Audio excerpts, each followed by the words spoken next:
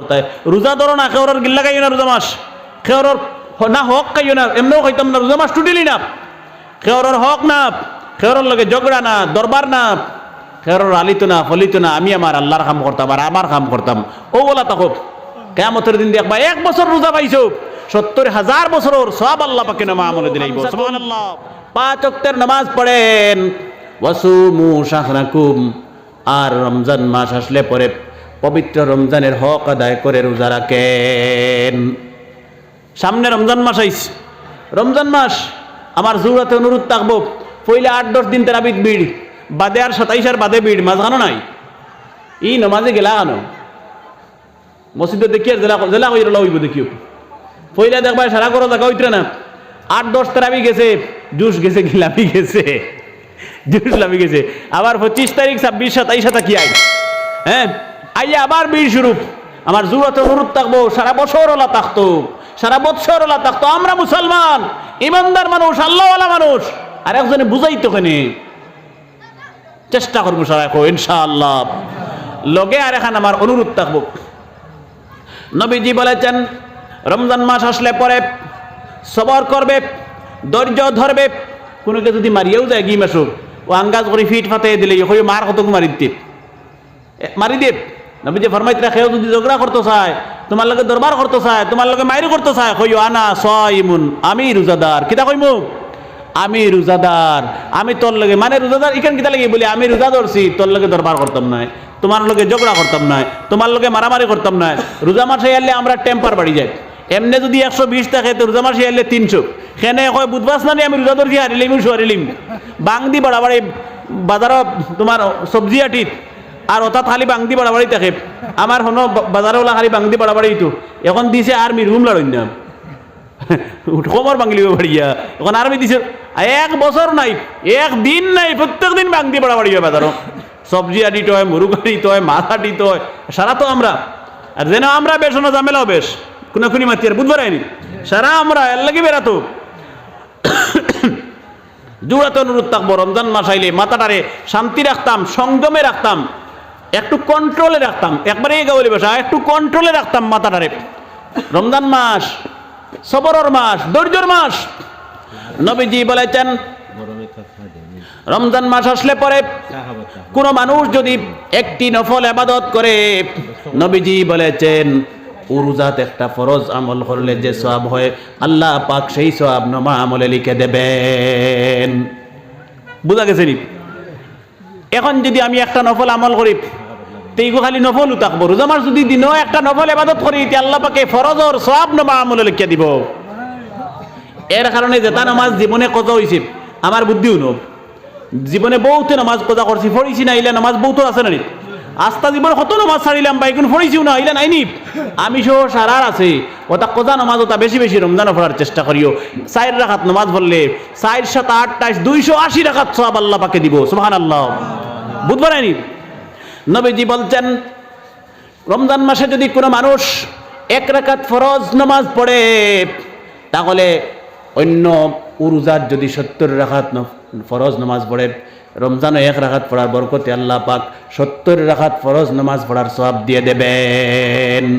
কত সওয়াব নানি, এর লাগি কত যত ইবাদত করবো কত সওয়াব বেশ, রমজানও বেশি বেশি করো। আল্লাহ পাকে সুযোগ দিছে মুসলমান হকলরে, কিতা লাগি আল্লাহ দিছে। বনি ইসরাইলের উম্মত হলো হায়াত আসলো 500 বছর, 1000 বছর, 400 বছর, 300 বছর। বনি ইসরাইলের এক বন্দায় ইবাদত করছে একটানা 500 বছর। নবীজি ওটা বর্ণনা কতরা সাহাবীগুলোর সামনে মদিনার মসজিদে বইয়া, আর নবীজি কইতে আমার উম্মত তুমি তাইন বাঁচবা 60 বছর 70 বছর। সুবহানাল্লাহ। তখন সাহাবীগুলোর মনে টেনশন নামাই গেছে, ও নবী আপনিও একটু আগে কইলা সারাতে কি আমরা ফজিলতওয়ালা উম্মত, আমরা বালা উম্মত, কিয়ামতের দিন আমরা আগে যাইমু, আমরা আমল বেশ থাকবো, তে আমরা বাঁচিমু 60 বছর আর 70 বছর, হিতা 500 বছর, 400 বছর, 1000 বছর, তে তারার ইবাদতে আর আমরা ইবাদতে সমানই বনি মাতো না না। হে 500 বছর করবো, আমি 60 বছর করবো, তে আমি তার থেকে ইবাদতের দিক দিয়া বড়ই মুকিলা। ও নবীজি ফরমাইলা, হাদিসও আছে, ও আল্লাহ পাকে আমরা রে ও বেশ ইবাদত করতাম করি, সবে বরাতর রাইত দিছেন, সবে কদরের রাইত দিছেন, রমজানের পুরা রমজান মাস দিছেন, দুই ঈদর রাইত দিছেন, দুই ঈদর দিন দিছেন, একটা যদি খালি সবে কদর পাইলাই, বুঝবার নি আপনারা এগুলো কোন 27 আসলে 27 নাম নাই, বুঝবার নি কিতা কইয়ার 27 নাম নাই, এগুলোর নাম হইল লাইলাতুল কদর কিবা তো সবে কদর, বুঝবার নি কিতা কইয়ার। ওটা একটা যদি রাইত পাইলাই তে 1000 মাস তাকি ইবাদত করার তাকি আর সওয়াব বেশ, সুবহানাল্লাহ। এক রমজানও যদি খালি পুরা রমজান ইবাদত করো, এক রমজানও পুরা রমজান ইবাদত করো, কিয়ামতের দিন দেখবে 70,000 বছর হায়াত হইয়া যে ইবাদত করতে হয়, ও তো ইবাদত আল্লাহ পাক কেন আমল লিখে দিয়েছেন, সুবহানাল্লাহ। বেশ ইবাদতের দরকার নাই, মুখই না কাম কাজ বাদ দিয়া, রুজি রোজগার বাদ দিয়া, বিজনেস বাদ দিয়া সারাদিন খালি আল্লাহ আল্লাহ করতে হয়। রোজা ধরো না, খেওয়ার গিল্লা খাইও না, রোজা মাস খেওয়ার না হক খাইও না, এমনিও খাইতাম না, রোজা মাস টুটিলি না, খেওয়ার হক না, খেওয়ার লগে ঝগড়া না, দরবার না, খেওয়ার আলিত না ফলিত না, আমি আমার আল্লাহর কাম করতাম আর আমার কাম করতাম, ও বলা তাকো কিয়ামতের দিন দেখবা 1 বছর রোজা পাইছো 70,000 বছরের সওয়াব আল্লাহ পাকে নামা আমলে দিলাইব, সুবহানাল্লাহ। নবীজি বলেছেন রমজান মাস আসলে পরে সাহাবীদেরকে নবীজি বলেছেন বেশি বেশি করে রোজাদারকে ইফতার করাবে, যে রোজাদারকে ইফতার করাতে পারবে নবীজি বলছেন কিয়ামতের দিন আল্লাহ পাক ওই মানুষকে হাউজে কৌসরের পানি পান করাবেন। যে রোজাদারকে ইফতার করাই মুহেনরে আল্লাহ পাকে কিয়ামতের দিন হাউজে কৌসরের পানি খাওয়াইবা। এখন কোন ডিজিটাল যুগ তো বহুত, আমি আমার এলাকাত কইয়া দেখছি হে ইফতারের আগে বাড়িত নিয়ে আর জিলাপি আপেল আঙ্গুর বালা দামি খাজুর খালি লুকায় খালি লুকাই আনে, ফতনি কোনকে খুঁজিলেইব দুগু দেয়া আমারে, লেবু তো ভাইলে দিতেও নাই, কাঁচামরিচ আর লেবু যদি ভাইলে কইব আইতা আমারে খুঁজিস না, অন্যতা কই যাইস, হ্যাঁ দিত না, বহুত মানুষ দিত না, আমি দিলাইব আপনি দিলাইব আগে দিত না। নবীজি ফরমাইত না রোজাদার সকলরে খালি ইফতার করাইও, কিয়ামতের দিন আল্লাহ হাউজ কৌসরের পানি খাওয়াইব। নবীজি বলছেন লা ইয়াজমাউ হাত্তা ইয়াদখুলাল জান্নাহ, আল্লাহ নবী বলেছেন এমন হাউজে কৌসরের পানি আল্লাহ পাক পান করাবেন, একবার পান করা মাত্র জান্নাতে ঢোকার আগে আর পিপাসায় ধরবে না, সুবহানাল্লাহ। ওলা পানি আল্লাহ পাকে কিয়ামতের দিন খাওয়াইব, খালি একবার রোজাদার ইফতার করাইলি। মসজিদও সব বাড়ি থেকে আমার অনুরোধ রইব, সব বাড়ি থেকে সুন্দর করে সাজাইয়া সারা থাকি বালা খানি যেগুন ওমদা খানি যেগুন সারা থাকি 1 নম্বর টপ পজিশনের ইফতারি যেগুন ওগুন আগে ইমাম সাহেবের কাছে মসজিদে পাঠাইয়া দিবা। ইনো খালি ইমাম সাহেব পেট পাঠাইয়া খাইতে না, গাঁর বহুত মানুষ মেহমান অকল তাকইন, বাইরা মেহমান অকল তাকইন, সারা ইফতার করবা আর আপনার লাগি দোয়া করবা। সাহাবায়ে কেরাম বলছেন ইয়া রাসূলুল্লাহ, আমরা গরিব মানুষ, কমজোর মানুষ, আমরা জঙ্গল থেকে লাকড়ি কেটে মদিনার বাজারে বিক্রি করি, ইয়া রাসূলুল্লাহ আমরা সব মানুষকে পেট ভরাইয়া রোজা মাসের দিন ইফতার করাতে পারবো না। নবীজি কইলা সবে ইফতার করাইবে রোজাদার হলরে, তাইন অভিযোগ করলা ইয়া রাসূলুল্লাহ, নবীজি ফরমাইতরা যে সাহাবায়ে কেরাম হলরে বেশি বেশি ইফতার করাইও। সাহাবায়ে কেরাম হলে মন বেজার করিয়া কইতরা ইয়া রাসূলুল্লাহ আমরা গরিব, আমরা পেট ভরিয়া রোজাদার হলরে ইফতার করাইতে পারতাম না। নবীজি বলছেন কোন রোজাদারকে যদি 1 গ্লাস পানি দিয়ে অথবা 1 গ্লাস দুধ দিয়ে অথবা 1 বিসি খেজুর দিয়া দুনিয়ায় যদি কোন রোজাদারকে ইফতার করাতে পারেন, নবীজি বলেছেন কিয়ামতের দিন আল্লাহ পাক হাউজে কৌসরের পানি পান করাবেন। পানি দিয়ে তো সবে পারবো ইনশাআল্লাহ, পারবো না? দুধ দিয়ে কিবার পারলাম না, খেজুর দিয়া পানি দিয়া সব রোজাদার হলরে ইফতার করাইতে পারবো। আর বালা বালা বস্তু দিয়া অনেক টাকা দিছে আল্লাহ পাকে। রমজান মাসও আল্লাহ পাকে রিজেক বরকত দে, রমজান মানুষরে আমল করা তো বরকত দে।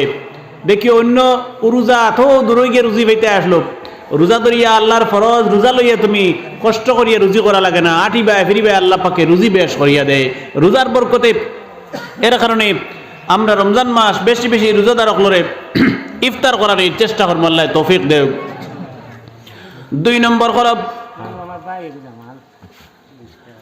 ওই জামাল ভাই আর 200 টাকা দিয়েছেন, আল্লাহ পাকে তার সদকার কবুল করুক, আল্লাহুম্মা আমিন।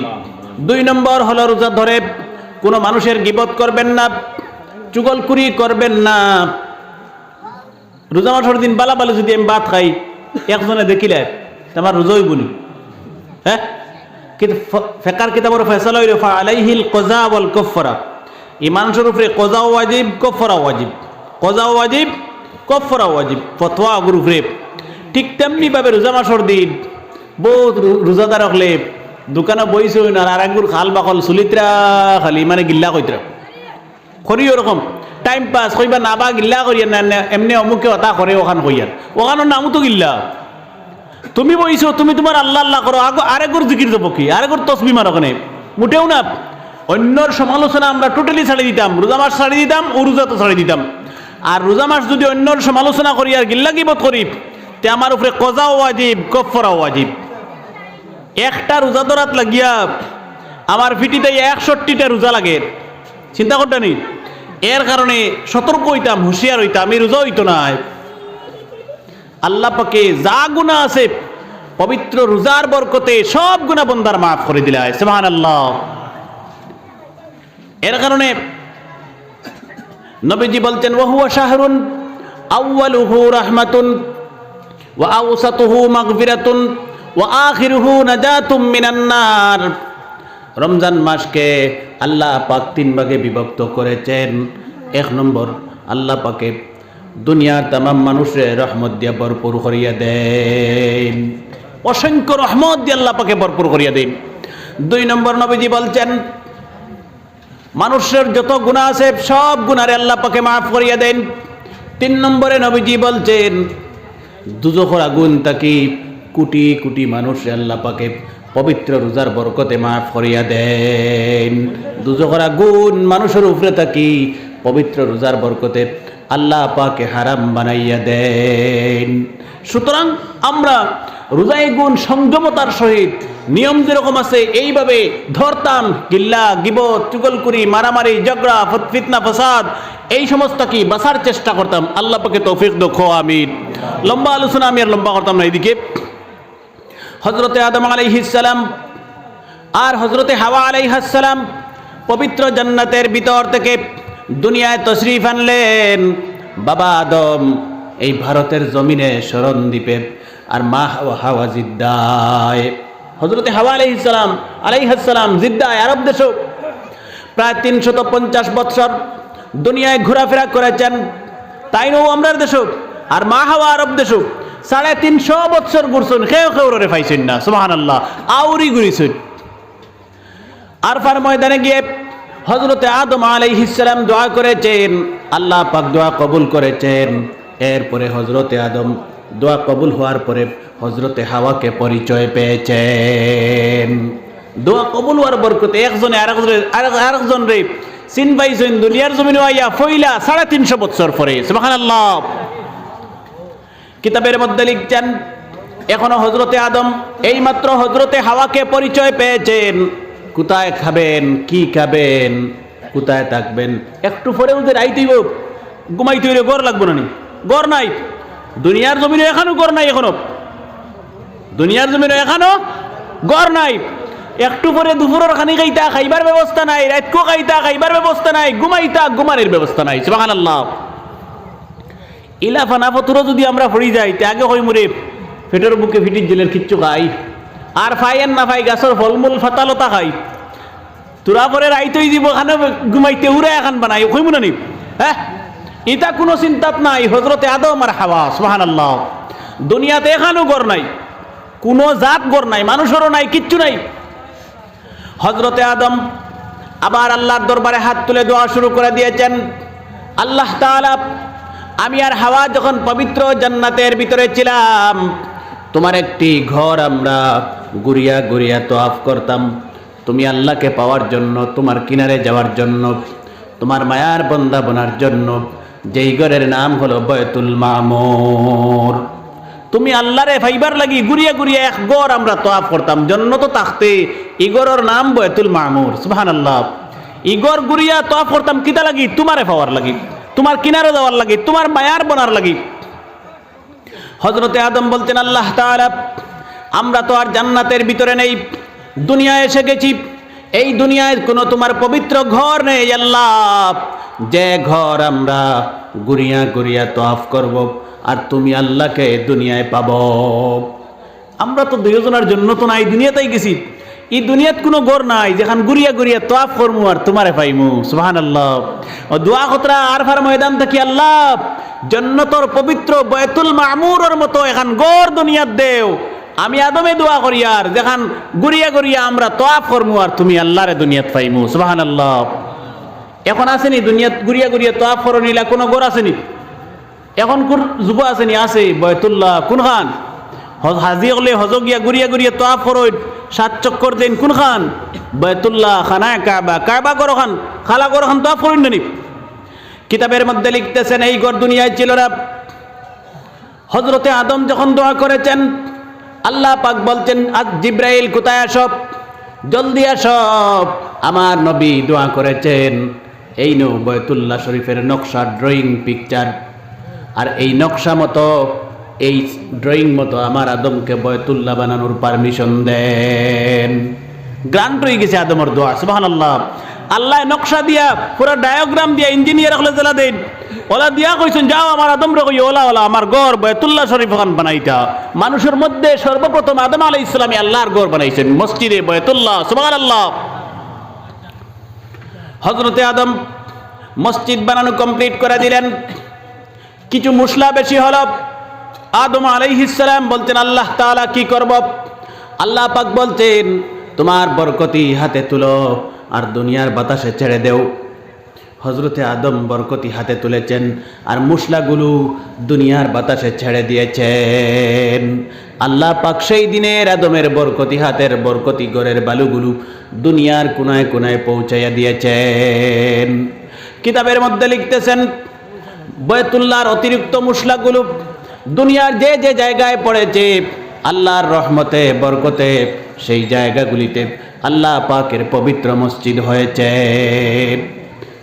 মসজিদ কোন বাইতুল্লাহর এক টুকরা, কিতা কই বাইতুল্লাহর এক টুকরা বা অংশ কিলা বলে হো বাইতুল্লাহর পবিত্র মাটির এক সিটা মাটি ওখানে আছে। আদমে যেই দিন সিটা মাসলা আল্লাহ কুদরত দিয়া নিয়ে অনফলাইছেন। কিতাব লেখরা যে জায়গাত বাইতুল্লাহর মাটি পড়ছে ও জায়গাত কিয়ামতের আগ পর্যন্ত খালি মসজিদ হইব সুবহানাল্লাহ। কিয়ামত অনুষ্ঠিত হবে। এই হেমারমুখ গ্রামের মানুষ বেশিরভাগ মানুষ হয়তো জাহান্নামের ফেরেশতারা গুনাহগার মানুষ যারা সব মানুষরে জাহান্নামের হ্যান্ডকাপ লাগাইয়া পায়ের মধ্যে বেড়ি লাগাইয়া জাহান্নামের পারের মধ্যে নিয়ে যাবেন। এই অঞ্চলে যত গুনাহগার মানুষ আমরা এরারে কিয়ামতের দিন দুজখের ফেরেশতা হলে আতো হ্যান্ডকাপ লাগাইয়া ফাত বেড়ি লাগাইয়া জাহান্নামের পারে উবা করাইবা, খালি আল্লাহর অর্ডার ভাইতা আর টেলা মারি ফেলাই দিতা ওলা পজিশন। কিয়ামতের দিন এই মসজিদকে দেখে বলবে আল্লাহ তাআলা আমি তোমার বাইতুল্লাহর সাথে জান্নাতে যাব না। আল্লাহ পাক বলবেন হেমার মুখ জামে মসজিদ কেন যাবে না? এই মসজিদকে দেখে বলবে আল্লাহ এই এলাকার মানুষ আমাকে টাকা দিয়ে পয়সা দিয়ে সিমেন্ট দিয়ে ইট দিয়ে রড দিয়ে শারীরিক শ্রম দিয়ে সুবুদ্ধি দিয়ে দুনিয়ায় আমাকে সুন্দর করে তৈরি করেছেন। শুধু আমাকে বানান নাই, প্রতিদিন 5 বার এসে আমার ভিতরে তোমার পবিত্র নামাজ পড়েছেন। যারা দুনিয়ায় আমাকে বানিয়েছেন সাহায্য করেছেন আর যারা আমার ভিতরে এসে 5 বার নামাজ পড়েছেন আল্লাহ এরা আমার পরিবারের মানুষ। আর আমি তোমার ঘর মসজিদ দেখতে পাচ্ছি, আমার পরিবারের মানুষগুলিকে জাহান্নামের ফেরেশতারা হ্যান্ডকাপ লাগাইয়া পায়ের মধ্যে বেড়ি লাগাইয়া জাহান্নামের পারে নিয়ে দাঁড় করাচ্ছেন। মসজিদে খান্দি খান্দি কইব আল্লাহ আমি তোমার বাইতুল্লাহর লগে যাইতাম না, এখানে রে যাইতে না কেনে বলে এই দেশ আমি আমার নাম এই মসজিদ কেন আজ থেকে 100 বছর আগে ইনো আসলো নি? হ্যাঁ না, তো মসজিদে কইব আল্লাহ এই এলাকাতে আমার নামও নিশান আসলো না। তোমার বন্দা হলে টাকা দিয়া পয়সা দিয়া মেহনত করিয়া আমার সুন্দর করিয়া রঙিন করিয়া বানাইছেন। ও জমিনও বানাইয়া পাওরিছেন না, প্রত্যেক দিন 5 বার নামাজ পড়িছেন সুবহানাল্লাহ। যেটাই বানাইতে আমার 1 টাকা দিয়ে সাহায্য করছে এটা আমার পরিবারের মানুষ। আর আমি দেখি আর কিয়ামতের দিন এটা নফসি নফসি কইয়া হাসরের মাঠে ঘুরিত্রা আর ইটা বন্দা হলে ফেরেশতা হলে হাত পা বান্ধিয়া নিয়া জাহান্নামের ফারৌবা করাইছে। আল্লাহ পাক বলবেন মসজিদ তুমি কি চাও? মসজিদ কেঁদে কেঁদে বলবে আল্লাহ তাআলা আমি চাই তুমি পারমিশন দাও দুনিয়ায় বানানোর সময় যারা আমারে সাহায্য করছে আর যারা আমার ভিতরে নামাজ পড়ছে আয় আল্লাহ তাআলা আমি নাম ধরে ধরে এইসব মানুষকে আমার ভিতরে ঢুকাইয়া নেই, আল্লাহ পাক মসজিদকে পারমিশন দিয়া দিবেন। মসজিদে পারমিশন চাইব, এটা মানুষগুলো খানো গুনাহগার মানুষ দুজকর পারো হাত পাও বান্দা উবাদ, আল্লাহ কইব দুনিয়া মসজিদে কইব আল্লাহ দুনিয়া তোমার ইটা বানাইতে সাহায্য করছো, আমি চাই আমার পারমিশন দাও, নাম ধরে দিও তো আমার ভিতরে ঢুকাই, আল্লাহ পারমিশন দিলেই বাস সুবহানাল্লাহ। যখন সব মানুষকে মসজিদ নাম ধরে ধরে ঢুকাবে, সব যখন যতজনে সাহায্য করছিলাম যতজনে নামাজ পড়িছিলাম সব মানুষের ঢুকাইয়া নাম ধরে ধরে ভিতরে হারাই দিব। এইবার মসজিদ বলবে আল্লাহ তাআলা সব ঢুকানো কমপ্লিট হয়েছে, আমাকে পারমিশন দেন, সব মানুষকে নিয়ে বিনা হিসাবে তোমার জান্নাতের ভিতরে চলে যাই।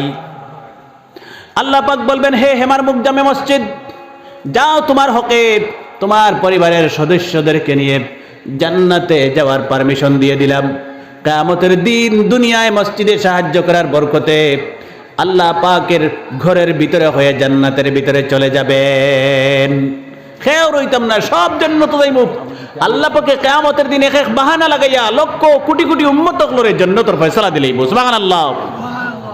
আমরার জান্নাতে যাওয়ার আর কোনো লাইন থাকতো না, ও এক লাইন শুধুমাত্র মসজিদও সাহায্য করছি আল্লাহ জান্নাত দান করব, 1000 করিয়া 2000 5000 করিয়া জান যত পারি আল্লাহ পাক করো, এখানে কিছু সবে সাহায্য করি না, আল্লাহ বরকত দিব ইনশাআল্লাহ। আল্লাহ পাকে হাসরের মাঠে উসা উসা আসন ওলা আসন দিয়া বইয়া মতির আসন সম্মান দিব সুবহানাল্লাহ, ওলা সম্মান দিব হাসর মাসির আর কোন মানুষের আল্লাহ পাকে এত সম্মান দিত না।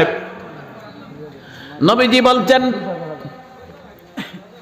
হাফিজের সম্মান সবচেয়ে বেশি সম্মান হবে, আলিমের সম্মান সবচেয়ে বেশি সম্মান হবে, কিন্তু হাফিজের পিতা গুনাহগার থাকার কারণে জাহান্নামের ফেরেশতারা হাত পা বেঁধে জাহান্নামের পারে নিয়ে যাবেন। বাপ গুনাহগার হওয়ার কারণে বাপ জাহান্নামের ফারক আল্লাহর ভাই বার চাইবা খালি পারমিশন দিতা আল্লাহ আর ফলাই দিতাম। নবীজি বলছেন হাফিজ ছেলে হঠাৎ মুতির আসন থেকে নেমে আসবে, জাহান্নামের পারে চলে যাবে। হাফিজ ছেলে একটাও আমি আইব মুতির আসনে উসাদ বত আছে তো অন্ত গেলে আমি আইব আইয়ে ওটি হোক জাহান্নামের ফারা যাইব, গিয়া বলবে হে জাহান্নামের ফেরেশতারা আমার বাবার হাত থেকে পা থেকে জাহান্নামের হ্যান্ডকাপ আর বেড়ি খুলে দেন। ফেরেশতারা কোনো অবজেকশন করবেন না, হাফিজের কথা শুনে হাফিজের পিতার হাত থেকে পা থেকে জাহান্নামের হ্যান্ডকাপ বেড়ি খুলে দেবেন। আল্লাহর বান্দা হাফিজ ছেলে হাতের মধ্যে ধরবে পিতার আর জান্নাতের ভিতরে নিয়ে চলে যাবে। বাপর উপরে জাহান্নাম ওয়াজিব হয়ে গেছিল, বুঝতে পারেনি, একবারে ওয়াজিব জাহান্নাম, মানে দুজকে পড়ে যাইতাম। অলা অবস্থায় হাফিজে বাপরে বাসাইয়া জান্নাতে লিয়ে যাইব কি সুবহানাল্লাহ। নবীজি বলছেন ঠিক তেমন ভাবে দুনিয়ায় যারা মসজিদে সাহায্য করবেন কিয়ামতের দিন জাহান্নাম থেকে রক্ষা করে এই মসজিদ জান্নাতে নিয়ে চলে যাবে সুবহানাল্লাহ। বেশ করে দেও না, আল্লাহ বকর করে বেশ করে দেও, আপনারা যথেষ্ট দিছেন, এর কারণে মসজিদ খুব সুন্দর হয়েছে। ওলা আমরা নামাজ দিয়ে আমল দিয়ে মসজিদের রঙিন করতাম, আল্লাহ পাকে তৌফিক দেও, বেশি বেশি করে দেও।